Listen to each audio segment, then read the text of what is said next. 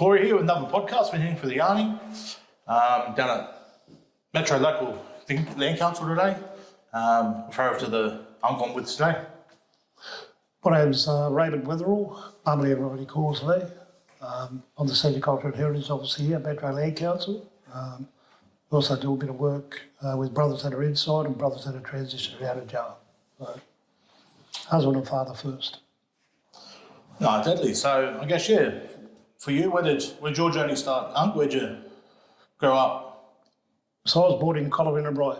And Mum and Dad made a very conscious decision back then that, I had three older siblings and there's not a lot of infrastructure around home, so it's mainly agribusiness, so there's not a whole lot to look forward to in regards to, the next part of your life. So they brought us, we went to Moree for 6 months, stayed on the mission with my grandmother, and then Gunnedah, and then we moved into Gadigal country, and I always tell the story that back then, there was a social upheaval here in Redfern, where the AMS and ALS and a lot of fellas were coming here for that change, for our people. So we sort of always brought up in and around that sort of social justice and activism part of life, and my mum was very active in the community. So we sort of where we lived, we lived over at Stanmore first and then come over this way, and we moved into where Radio Skid Row and all that. Like when Dickie Blair and Shane and then moved back down to the block there,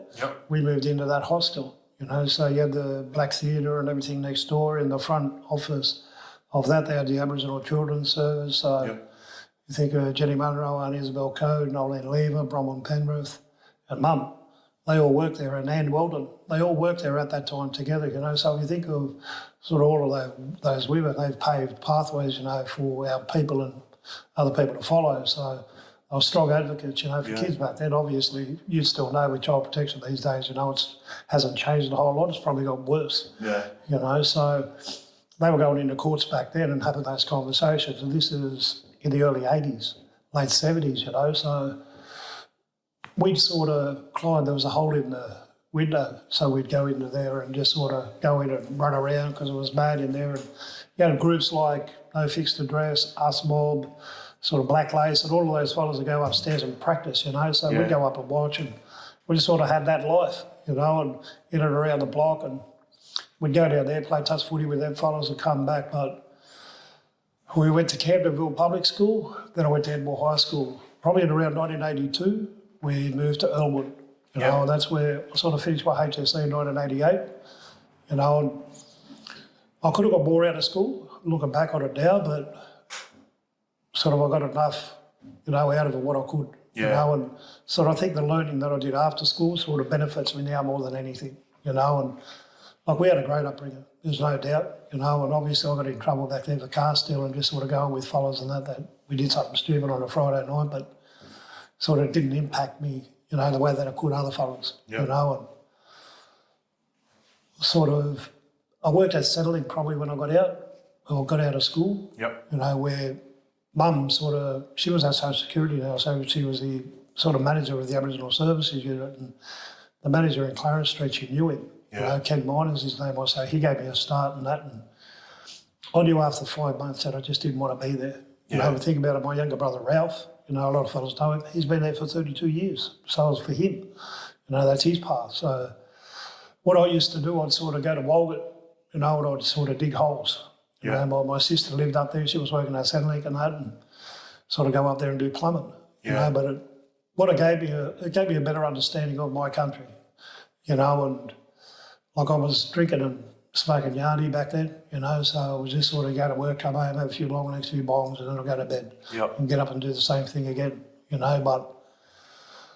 I'd play footy down here for 6 months, then I'd go up there and do that, and do the harvest, but I'd always make sure that I was up home, I loved it up home, I'd go to Moree as well, had a big family there on my mother's side, so I sort of got to around 23, and my mother died, like of a heart attack. So it sort of started there, because I sort of talk to people where I've had 3 lives in the life that I've lived, where I went to school, one where sort of then my mother started with, then I sort of made a lot of bad decisions.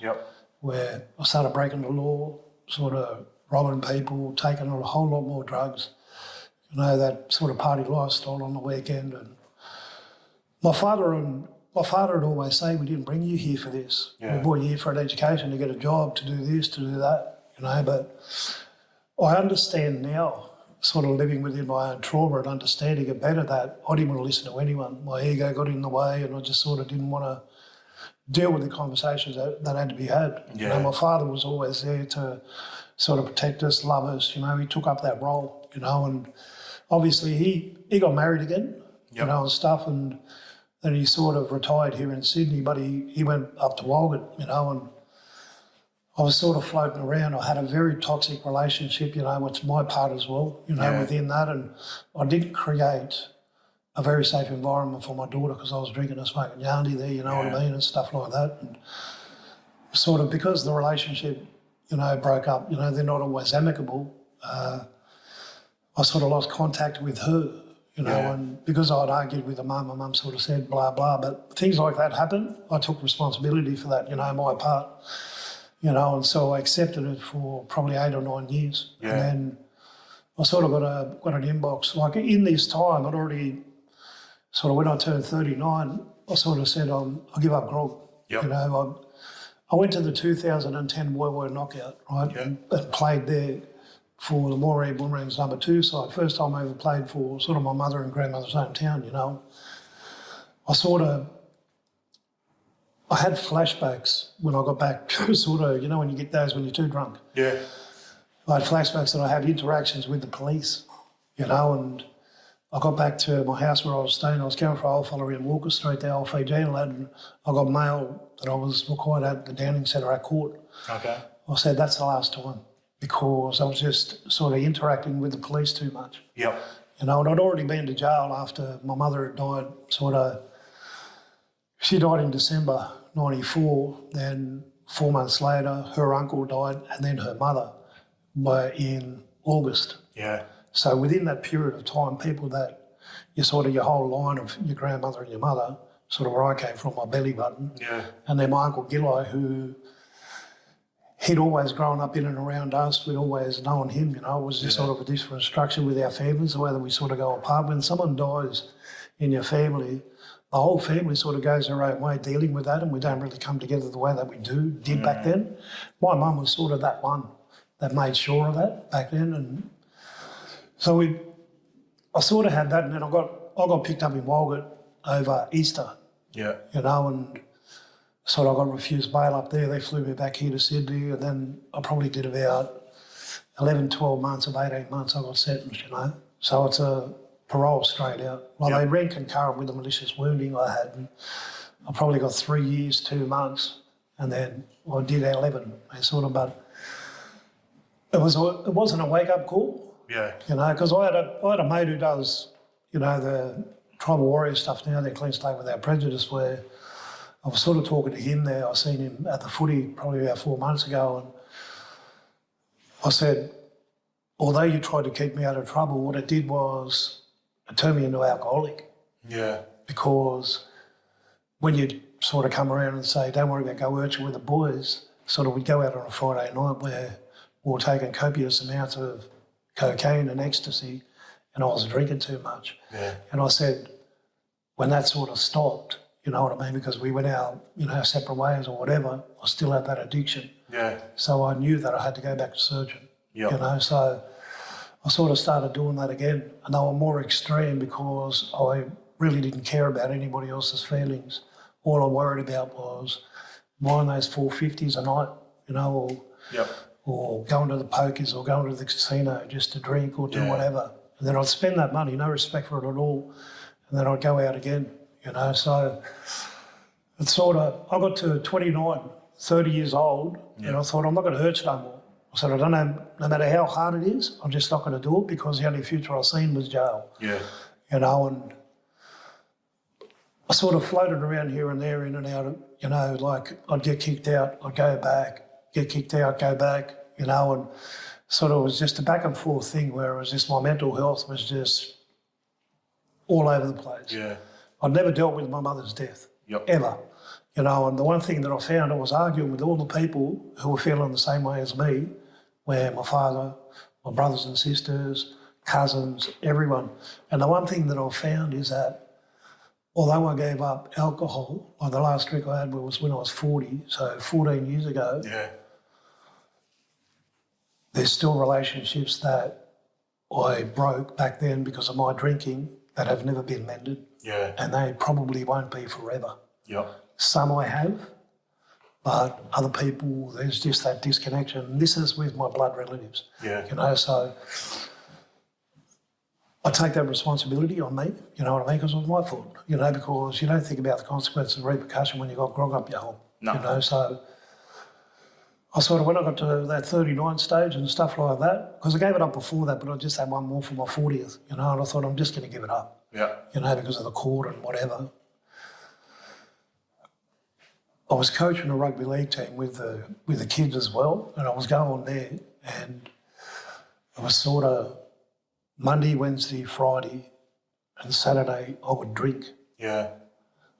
Tuesday, Thursday, Sunday I wouldn't because the kids, I had them, Yeah. but I was telling them to live healthy. And I think I'd never been a hypocrite, Yeah. you know. Like I always sort of was one person who always held my word. If I said yes, I'd do it for you. If I said no, that meant no. You know, and sort of was the way my father and mother brought me up to be that way, you know, don't talk for the sake of talking, say what you mean, I mean what you say, you know, and I always lived by that, you know, and I thought I can't do it anymore because I'm lying to these kids and the way that they made me feel about purpose and stuff like that I was doing, or the way that they would react when they seen you in the street when you weren't even around footy, you know, I just sort of, if I had a long neck or something like that, then it was just, it'd play, that was on my fucking mind, you know, so I sort of can't do it anymore. So I gave it up and then my mind became clearer very quickly, you know, and my wife now became pregnant with our sort of eldest daughter. So she's 13 now. So we sort of said, well, let's move from here and we'll move out to Campbelltown. Yep. You know, there's bigger houses out there and stuff like that, big Aboriginal community, you know, and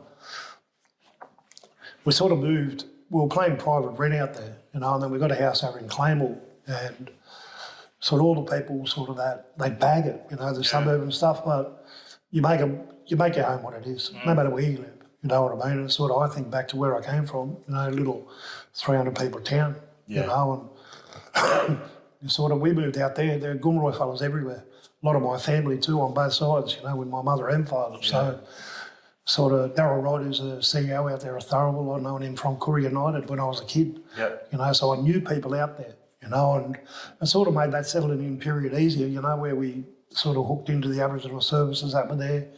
Christine was sort of pregnant again after she had Carissa out there. Like, I'll tell people a story where she woke up with contractions. We jumped in her old combi and drove from there to RPA. Now, if anyone knows when you come down off Stanmore Road and you come down towards Missenden Road, the light's turning amber to go red. It just turned red. I popped that back into second gear because it was a manual and ripped it around the corner because I didn't want to stop. She was standing up in there having contractions and I was saying, don't have her in the car. You know, like we didn't get the thing, but I knew that it was a girl. And we made it to the hospital. You know, and Carissa sort of popped out on the gurney. The nurse wasn't there. Excuse me, come in, bang, bang. Had her, you know, and she was beautiful, healthy, you know, still sort of your firstborn, biologically, you know, child. Like Christine had two, but I had one there, raised her, she's mine, you know, as well. And even though she knew her other father and stuff like that are biological, but still have that relationship with her today. You know, and her 6 kids that she's got sort of mended that. But sort of Christine, she had another baby the next year, Christine Charlotte, and then Dorothy the year after, where I delivered both of them at home. So it was sort of very different feeling than what sort of a lot of fellas experience because of the fact that most times when you go into the room, you're up here with your wife holding her hand, you're looking down there. You know, whereas I was down there waiting and I always tell fellas, you know, like lucky I filled in the slips when I played cricket because I caught the both of them. You know, and sort of, I say that all the time at their birthdays or anything of that nature, you know, just to make a joke, but they're all miracles. You know, and she had 2 more after that, So our oldest 13, youngest is 7. Yep. Like my oldest daughter's 32 years old, Thelma, and there's a vast range where Lana's 26, Robert's 25, this year. So it's just sort of a big gap between them, Yeah. But it gave me a better focus now as a father to prioritise them, Yeah. just because there's no drugs, no alcohol, nobody drinks in my house. If my cousins come, I'll say, you've got to go somewhere else if they want to do anything, or even my younger brother, when he came there. I sort of started, at ECAB years ago on, it's sort of, you don't really, like my father talked about learned behaviours years ago, but I didn't know. Yeah. When I was sort of a perpetrator of domestic violence. I did not know what it meant until I went there and then got a better understanding of it. Yeah. And then you start having conversations with other people who understand trauma, Yeah. who sort of have better relationships, and it makes you want to be a better person. Not only for yourself, your family, but everybody that you meet, Yeah. and I sort of, when I get up to 2016, so the police came to my door and knocked on the door. Yeah. And it's probably, 6:37 in the morning. That big knock. I knew it was the cops. I went downstairs. Yeah, we're here to arrest you for a charge from 2012. Yeah. I pled not guilty. I went to court 2019. Yep. Found guilty, but so the judge's closing comments were, you reformed yourself, so you've been found guilty, I've still got to send you to jail. Yeah. Because it's a serious and indictable offence. So I wasn't one of those fellas who was going to go to jail and be bitter. Yeah. Like I accepted it. My wife doesn't. She was there back then, when the charges sort of stem from, So we still have that conversation today. I just say, just let it go, and stuff. Yeah, well, we lost out on 2.5 years with you, I know, but I'm back now. I've been out for 4 now, so it's okay. So the babies, I can feel their separation anxiety sort of lifted now. Yeah. Like they got it for a long time, even though we went home, to sort of heal ourselves, because I knew I had to take them home straight after, and I had great support network when I was in there. A lot of brothers don't, and it's sort of our people live in poverty. Especially a lot of brothers, they come from the bush. They've got no jobs, they're on a dole or whatever, so they're stealing or taking drugs, like ice is obviously very prevalent in all communities now, so it's sort of the crimes are more extreme, more violence, so bigger sentences. Yep. So more isolation away from their mob. So for me, I knew what I had to do, because I have that understanding of what country can do for you and how to heal. And a lot of fellas don't, so they'll live in that cycle of trauma all of their lives without even knowing. So when we sort of got past that, I started working over at the Rainbow Lodge, I was on parole. A fella gave me a job over there and that, Claude.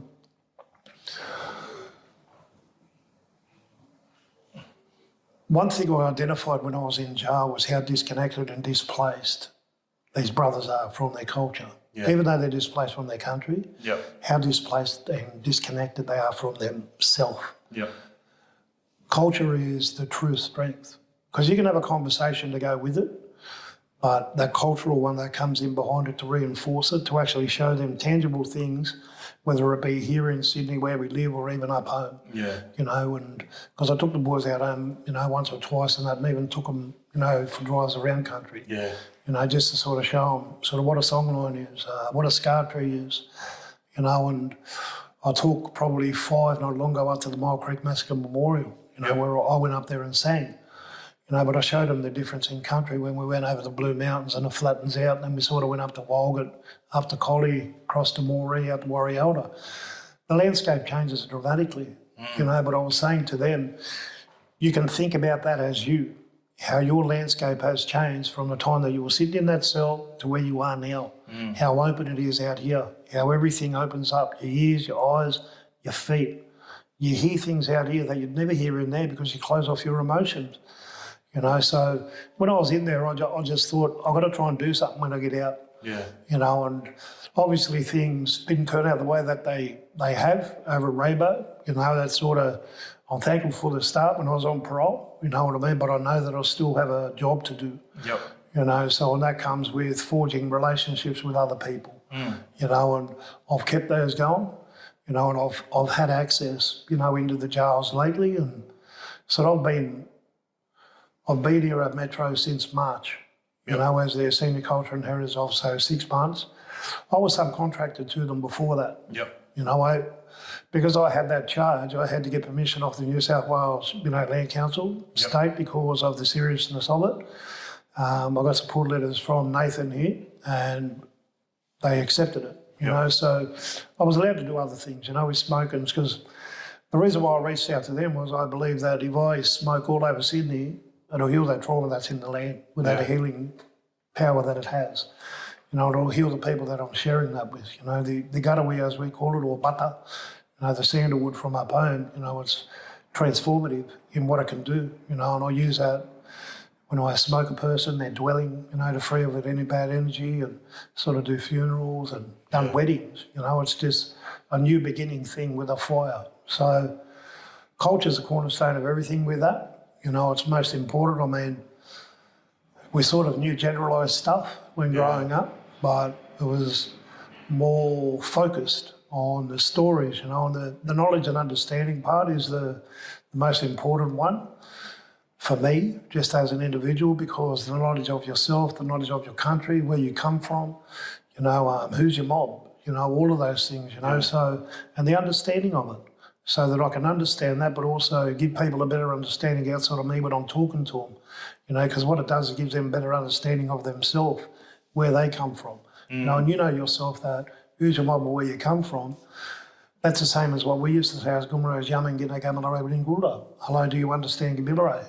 That was the first part of the conversation where you either said Gummel, no, or Yawul, yes. And then we would talk, then we would go to the fire, you know. So it's sort of, I live my life these days sort of as a symbiotic way of living where I benefit people and they benefit me. You know, some conversations are harder than others, but there's got to be a good outcome for the person who you're working with, you know, because I'm in a good space.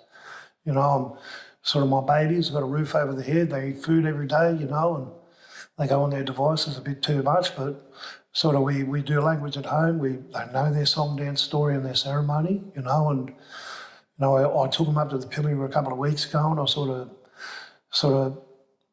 I told them when we were walking back after dinner, like it was real dark up there, obviously you're in the Pilliga 5-7 k's off the highway, you know, and there were lights in the distance where we were staying, obviously at the house, but I sort of told them to turn your phones on because they had to torch them so they could help us. We were walking in the dark, you know, and I said, look up, and sort of we've seen the stars, and I told them that it's one of those times where I feel inadequate as a father that I can't share those stories about those stars with you.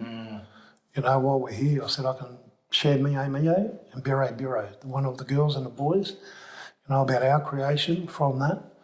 But I said, every single one of your ancestors that are even buried up the street there, you know, a bit further up in the Pilliga here, the Pilliga scrub, I said, they're up there looking down on you now. So don't ever feel inadequate or anything like that when you're here on your country, you know. So it's the most beautiful place, you know, and sort of a lot of fellas are scared, you know, the hairy man and all of that, but sort of our people live with them, you know, for thousands of years, you know, and sort of my friend, I took he's my young cousin, you know, and a good brother of mine, little Joshy Bell, out of Campbelltown. First time we went home, like I took him there. So he's a Thai through his lineage up there. That's how we're related, you know. So we were out there and we lit a fire, and the ashes from that fire, we brought it back to Campbelltown and kept it in a jar. Oh, yeah. So every time we go back, we light that same fire because it's a continuous thing of us going home all the time, you know. And I said to him, don't worry about the hairy man out here, bro, we're right, you know. And I said, I used to just lay by the fire on, you know, the mats what you put in, the moisture ones where you don't pick up too much in a tent. Yep. I just put one of those beside the fire, you know, and lay down, and I snore the house down, bro. Yeah, so I said, that's why they won't come, bro. Because in the morning he said, geez, you can snore, you know. I said, that's why the hairy man won't come, cuz, because I'm too noisy, you know. So it was just one of those things where transformative for him to take him home to his country, and that's what I thought. colonisation is one of those machines that people don't fully understand as an individual or a collective as blackfellas, where the trauma that's involved in that, whereas going home, finding your true self, with culture as that. I mean, I've, met the one thing that I've I don't take ownership of yarns, but I do use other people's yarns when I talk with them so that it can benefit others outside of me, and like always live now where a symbiotic way, but the thinking, doing, learning and teaching, where, so you're already teaching people, but I'm thinking about that. We're both doing it, now we have to teach others to do it so they can learn. No, exactly that. And on what you said there, when I go out and teach people and do workshops or whatever it is that's the first thing I say to them as young fellas. I'm not a knowledge holder. I'm here to help facilitate a yarn, to help you understand something. I'm not here to try and teach you any other things other than that. And on your saying there with the yarning is, I'm the same, is I don't own any yarns. But if I find there's a yarn that I've learned over time by sitting with people, they're going to relevant a certain person that I'm trying to work with, I'm going to share that yarn with them. Yeah. We always reference the people that, sort of you pay them that kudos.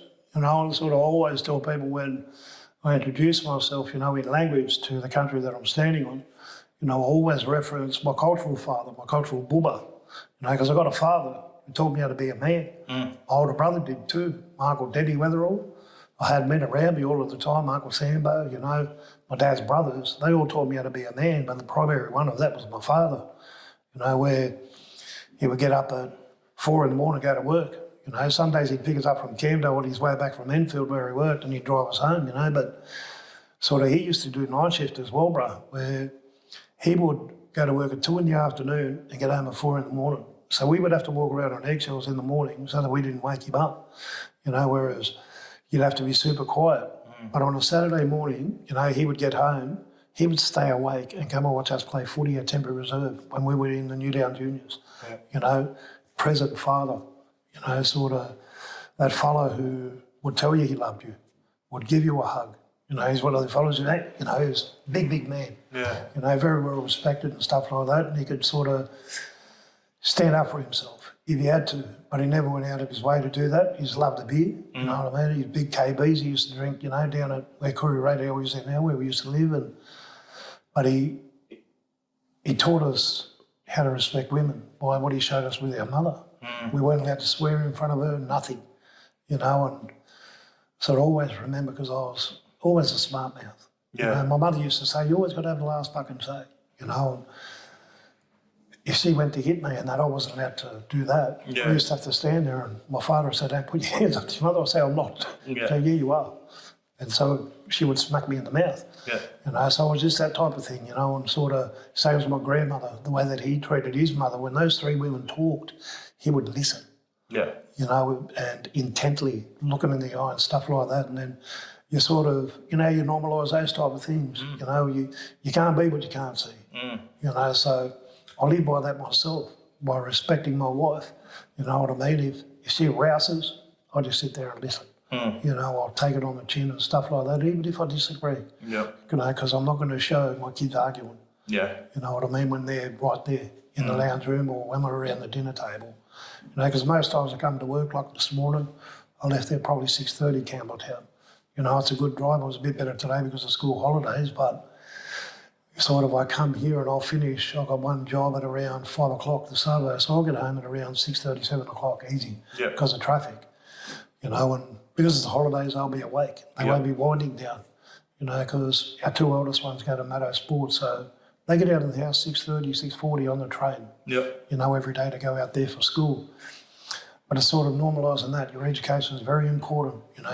Footy and netball are that much of your life. If you get a good tier contract only, education is the one that'll be that much of your life. We stress that at home. It was the same reason I was brought here to Sydney. So I only clicked on later, but I tell them don't waste it now, and you got to bite your tongue sometimes. Don't be sort of argumentative and stuff like that. Get that out of yourself. That's I know it's me coming out in you. I tell them all the time, but sort of the opportunities that are there for them, for young black girls, young black boys, you know, but they've got to put in the hard work, you know, and that's, I understand drugs and alcohol are very prevalent in our communities, you know, and sort of parents don't prioritise them the way that they should, but we do that at home, you know, and I know that my cousin, you know, he does the same, where his two daughters are, you know, over at North Sydney. They got full scholarships to go to a school there, so they're getting that start. Yeah. But they always go home and play for more red boomerangs at the knockout stuff, you know. They always know where they come from and who their family is, and, you know, so just sort of, there's a lot of fellas in my family that do that. It's the same as my older brother Sonny, you know what I mean? He sort of doesn't go home as much as me, but he still has that thing where you've got to go to school. You've got to, both his kids have got good jobs now, you know, and he's 3 kids. They're all got jobs and stuff like that, you know, and sort of they're productive members of society. You know, they love their family, they love who they are, you know, they're Goomeri, so collie fellas and that. But sort of for me, you know, I remember NAIDOC week not longer, you know, and it was 2 months actually, but sort of they had that legacy in the next generation and sort of a vision, you know, and for us as a family, we got asked to sing at a Campbelltown on NAIDOC ball with the sort of the Campbelltown Ghosts asked us, my cousin Yvette Wright, you know, and my 7-year-old, I told her on the way there that you're going to sing Dinner One Eulogy tonight, you know, and it was sort of, she was that excited that she was jumping up and down while she was singing, but her voice was sort of going like that. Yeah. But I didn't even worry about that because I looked around the room when I was singing with her, but I had the microphone there. The people's faces looking at her and how happy they were to hear their language being sung, but also by a 7-year-old girl, where I thought that's the legacy I want, is one where she loves her culture, she loves who she is, she's confident to sing in front of 100 people, you know, where she's not that shame or shy or that, you know. She's just very assertive and loves being Goomeri, you know. So I told her after, it doesn't matter to me that you were jumping around, Dad.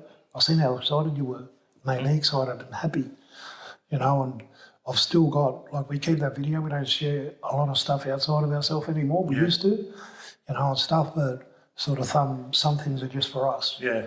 You know, and I don't really engage sort of with people on social media, whether there's negativity and things like that. I would rather have a conversation with them very calmly, the way that our people used to, because you get better outcomes that way. Exactly. You know, and sort of there's always going to be sort of that underlying trauma that comes out as toxicity and other things. And I understand that people don't have a way to vent, you know, so they use social media as that, you know, as you would see on TikTok and stuff like that, you know, the way that it is for our people, where they just manifest it negatively. Yeah. And not even good content creators that are there, there's always racism and stuff like that, but you've got to make a choice whether you want to engage with it or not. Exactly right. You're not going to change their mind through a little yarn on there. There's no way, especially if someone's 40, 50 years old. They've been living that way their whole life, you know, so you just block them. Yeah. You know, stay away from the negativity because then you're keeping yourself positive. You're keeping your spirit right. That's in here that you carry every single day, you know, so it's like treating your body with fruit and vegetables and all of that. You're putting good stuff into your body, so then the outcomes that you get, you know, like for me, I lost 15, 16 kilos since I got out of prison in 2021.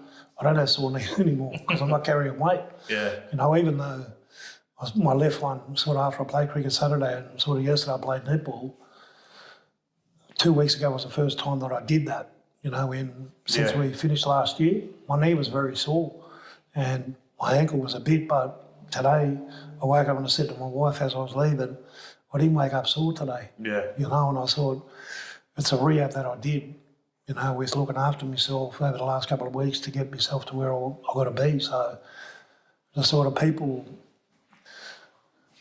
when I work with brothers that come out of prison or anyone that's in addiction, they want to do everything 100 miles an hour. You know, the one thing that I say to them all of the time is our people didn't do everything all at once. That's why we got it right. Yeah. So slow it down. What's the most important thing that you can do right now for your spirit to sort of get that balance, you know, because right now you're like that. Yeah. You know, how are you going to bring it back to being there? You know, so it's right in the centre of you here, you know, where everything's sort of there. Yeah. You know, because in Nunkery they do that. That's where they play with your spirit there. You know, stuff and sort of, excuse me. When they came down here and they were RPA one time, you know, like old Unky grabbed me and said, "You've got a big spirit." And I said, "I've been told that." But then he sort of told me about the hole in the head for a baby. And it was the first time that I've ever heard it. And then I went away after it and I thought, well, that is true. You know, in regards to that hole that's there before it closes up, every thought, feeling, emotion, conversation that you have in front of that child or with that child goes in there, you know, stays in there with them forever. Yeah. You know, so for us as Gunroy fellas, when you're sort of talking to 10 to 16-year-old boys, you know, I tell them that, you know, we had two ancestral beings that had a conversation, and when it came together, it created the Big Bang Theory of the universe. Yeah. You know, so every conversation we have is a continuation of that very first one. So if you look at what that created, it created you, it created me. It created every beautiful thing that we take for granted. But all of our words should be used the same way as that first one, so that we uplift our people, we don't put them down. Yep. Have a conversation with them so that they can feel good about themselves. You know, because they might not have heard it all their life. Yeah. You know, the one thing that you find with kids these days, the way they talk, that's what they're taught at home, where they talk at people, they don't talk to them. You know, and that's not their fault. You know, and people have got to be more patient with kids, you know, and just sit them down and just have a one-on-one yarn. You know, even in a group setting, because some kids won't talk when they're in that. But you can identify, you know, who needs that one-on-one yarn. You know, and sort of, it's the same with adults as well. You know, people are so erratic, and drugs and trauma just aren't a good mix. And the other thing is we think we need to have this fast pace of life, so we need to get our conversation and point across a lot quicker. We're not actually sitting and listening, but that's not going to actually work this time because of this is not the time for that, or understanding that. And a lot of things, I guess, the work I do, a lot of people come in me and they say, oh, your program would be suited here. I go, they're not ready for it. And they're like, but your program addresses this. And it's like, if they can't sit in a room with each other at the moment, how am I meant to deliver a program that they're going to sit there and listen and reflect on? Well, they'll be listening to get out of there. Yeah. Not listening to listen. And it's like going back to jail, a lot of those programs are, I know the certificate's going to help me at court, but also I know I just got to sit in here from this time to this time to get that done. So as you said before, there's a difference between listening and hearing. You know, because I had a yarn with my daughter the other day there where sort of one of her mates offended me the other week with what she said. And I said to her, you're apologising for you guys, but not for me. Yeah. And I explained to her that you can't do that. Yeah. When you apologise to somebody, you're taking their feelings into consideration, not your own, to get what you can out of it. That's not what life's about. No. You know, and I said, you're going to learn real fast, and so does she, because I know that she's going to be your friend for a long time, this one, that don't do things so that you get something out of it. Do it because it's right. Yeah. You know, and I said, you know me, you know, Dad, I love all of yous and all your mates, you know, but if they talk wrong, then I'm going to address it. And the way I do that is I don't talk to them, or I just ignore them. Yeah. Because of the fact that you've offended me, you know, and you're only a young person, you know, and when you're ready to sit down and listen, then I'll explain to you why. Yeah. You know, why I felt that way. You know, what you said was wrong, what it brought up in me, what triggered me, you know, in regards to what you said. So she understood, and then she had a yarn to her when we were at netball and stuff yesterday, and I sort of tried to come and apologise again. And I said, look, next week, then we'll have a yarn. Yeah. You know, because today we're here at netball, we're all running around, you know what I mean? It's not the place. You know, I said, you can come over home next week and that and have a yarn. Yeah. But it's also giving them the time to react. We're so quick to jump to sorry, and it's funny. During my time when I was locked up with a few Mexican fellas, and they were so caught up in this, why do people here say sorry so quickly, or why do you say sorry? Because in our culture, it's your actions. It's not the word. Yeah. It's what you're doing. And he goes, sometimes when you're using as a word, he goes, especially in the environment he grew up in, he was like, was kind of seen as a weakness. But you just showed, like, if I was short on paying money for something, the next time I give you extra. Like, we just showed it. It was never something we... And it's funny, in this society and day and age, people are like, oh, I'm sorry. It's like, well, do you actually know what that means? Do you know that by saying sorry, it's actually an action word? So it's more what you do, but also, what are you sorry for? Are you sorry because I pulled you up on it? Or are you sorry because of what you've actually done was rude, wrong, offensive? So, because someone's, like your daughter in that instance, has said something, come straight across to say sorry. So like, well, no, this week you just reflect on that, then we'll have that conversation next week. I mean, this happened yesterday at 6:30 in the morning. Yeah. I was out the front having a cup of tea, you know, and then she walked out and said, Dad. And I said, Dad, no, go back inside. Yeah. You know, but I was happy she was up at 6:30 ready to go to netball. Yeah. But I wasn't happy that she wanted to have that yarn that early in the morning. Yeah. You know, go and do your stretches. You know, go and focus on doing that stuff. Get yourself prepped for the day. You're going to play 4 or 5 games today. You know, I'm sort of... She's one of those ones where she has a natural ability and stuff like that. And when she gets into training, she's great at it. Yeah. But it's that bit in between doing those little 1%ers. Like, she's naturally gifted. She's built like I was at 13, straight up and down. Yep. Just built for sport. Yep. You know, but I remember when we were kids around Elwood, my older brother, Sonny, you know, like this was when we were sort of, he was about 15, so I was 13, Ralph was 11 and Pete was 10. He had us running around the hills doing pre-season training. You know, he would just say, come on, we've got to do it, you know, and get ready for the year. And like my little brothers were 10 or 11 years old. Yeah. You know, but we'd run down to Bexley North Station, then back to Elwood, you know, up and down the hills and stuff like that. But so you'd always sort of be playing cricket, you'd be doing sport, this and that. It was just sort of getting yourself ready, putting in that preparation. Whereas a lot of kids these days, their motivation is to get a contract. Yeah. It's not to actually stay healthy or stay at school, because the best pathways that you're going to get these days are through school. They used to be back then, like CHS and all of that, whether it was Catholic or whatever, you know.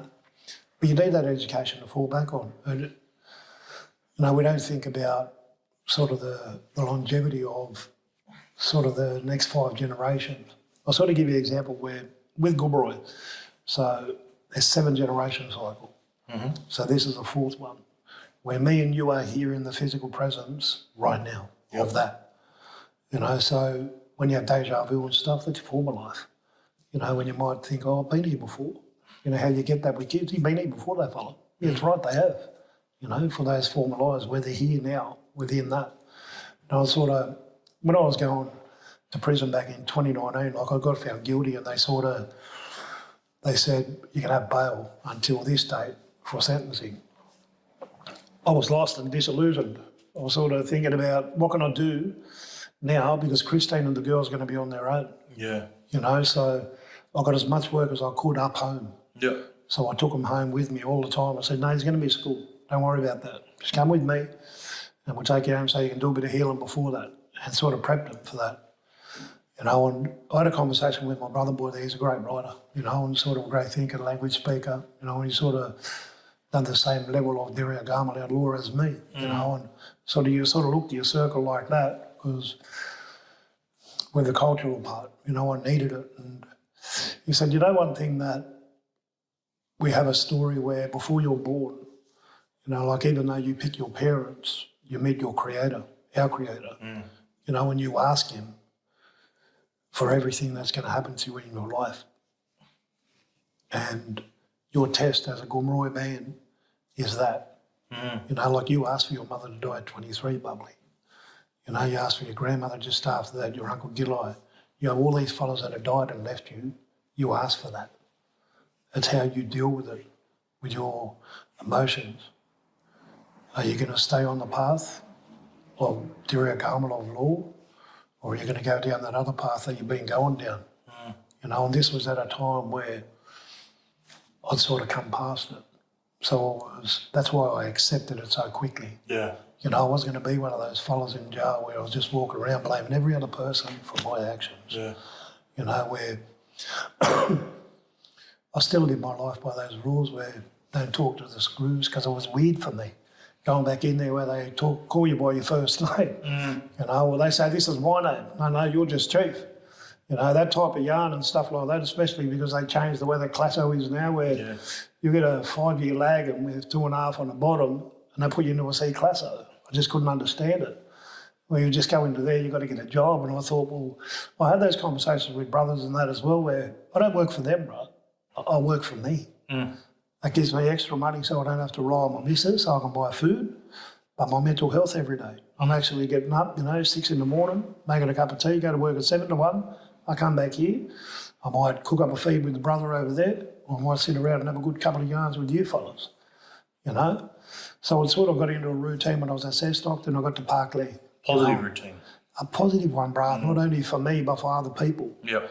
Because I've seen what it could do, because the first time that I went in, I was 23 and I didn't care, about the consequences or repercussions, and sort of stuff went down back then everybody got punished. It wasn't just the individuals like it is now, where you'll get tipped or whatever, like the main offenders would back then, who they deemed to be the ones who started it, whereas back then Maitland Jail got shut down, you know what I mean? So half went to Goulburn, half went to Lithgow.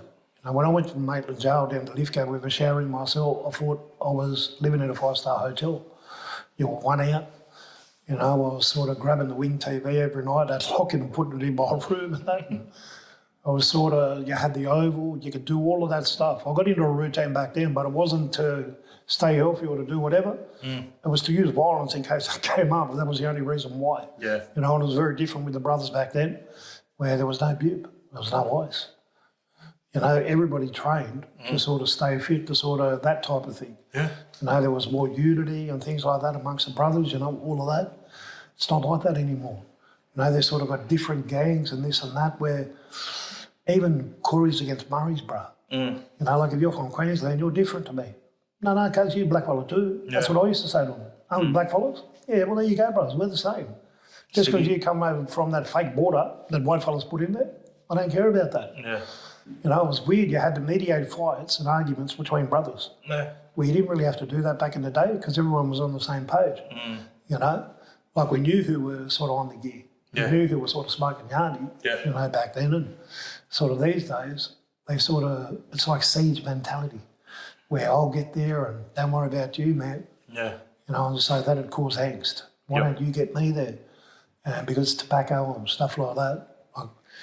If I was getting it, I'd share it around. I'd always make sure I had enough for myself if I got locked in, but I'd always give brothers bonus. I know what it's like to hang out, and especially for those fucking things, but sort of I use my time to manifest goodness in me this time, and I sort of look back on it now, where all of the people that I've met since I got out, and even when I went back to do those 5 NAIDOCs not long ago at the jails, brothers who I did jail with are still there. Yeah. But they look at you as an inspiration, whereas I'm just the same as you, bro. I'm just making better choices. I'm just not taking drugs. I'm just trying to do right by my family. Yeah. And that's where they see it as the biggest thing in the world. So the little things, bro, you know that. Yeah. Little things become big changes in our lives. And the big thing to understand is just because you're out here and you're not doing those things, doesn't mean we don't have hard days. Doesn't mean if we're not going through shit. It just means we develop those tools, strategies, connections to say, I'm having a shit day, I'm going to give this uncle a call, I'm going to give this sister a call, I'm going to give this brother a call. Building those positive connections with people rather than saying, I'm going to call my dealer, or I'm going to go get charged up, or I'm going to go, I've got no money, I'm going to go down here and press all my money. Like all these different things that we just go to. And it's about, no, just give that brother a call and just have a yarn, have a laugh. We get so caught up in that loop, and we think there's no way out of it. Because we've never ever experienced the other one, Yep. like we might have when we were growing up. But when we get to adulthood, it becomes harder. Yeah. And then you gravitate towards people who are sort of in that same life of struggle. Yep. And I sort of explained it in a way not long ago that a fellow was asking me about Maureen, or Walgett or Burke or just with kids. And I said, they've probably got domestic violence at home. They've probably got drugs and alcohol there, so they've got their mates over or whatever, so they're all drinking and smoking right in front of them. Kids don't want to see that. So the first fellas they'll see is those other kids who are seeing the same thing. So they'll come with us, brother, you're right.